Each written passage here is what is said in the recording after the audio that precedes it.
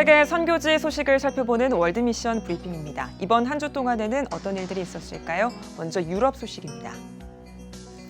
영국 경찰이 버밍엄에서 무차별 흉기 난동을 벌여 8명의 사상자를 낸 용의자를 체포했습니다. 스티브 그레이엄 총경은 CCTV를 통해 용의자를 추적할 수 있었다고 전했는데요.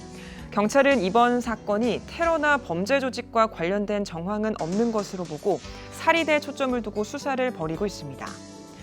독일 정부가 공공의료 종합대책에 합의했습니다. 이번 대책은 2년 안에 공공의료 인력을 5,000명 늘리고 보건 분야의 디지털화에도 더 투자한다는 내용을 담고 있는데요. 옌스 슈판 보건부 장관은 우리의 목표는 독일 전역의 보건 시스템을 현대화하고 네트워크화하는 것이라고 전했습니다. 프랑스에서 말을 죽이거나 불구로 만드는 엽기적인 범죄가 잇따르고 있습니다. 현지 경찰은 용의자를 체포했지만 조사 결과 이번 사건과 무관하다는 점을 확인하고 석방했다고 밝혔습니다.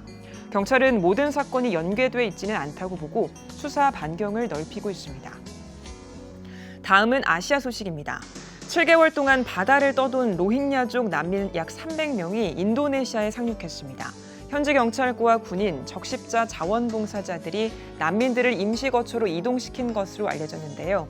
UN 난민기구는 난민들이 신체적으로 매우 약해진 상태라며 질병을 앓는 난민들을 병원으로 이송했다고 전했습니다.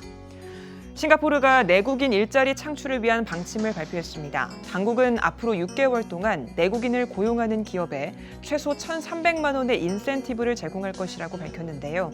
다만 혜택을 받기 위해서는 이달부터 내년 2월까지 내국인 직원의 수가 8월과 비교해 더 많아야 한다고 설명했습니다. 일본 정부가 코로나19 확산에도 도쿄올림픽을 예정대로 개최해야 한다는 입장을 밝혔습니다. 도쿄올림픽은 올 여름 열릴 예정이었지만 코로나19의 영향으로 내년으로 연기됐는데요. 하시모토 세이코 일본 올림픽 장관은 어떤 대가를 치르더라도 올림픽은 예정대로 개최해야 한다고 강조했습니다. 마지막으로 미국 살펴보겠습니다. 미국 콜로라도주에서 이상기온 현상이 나타났습니다.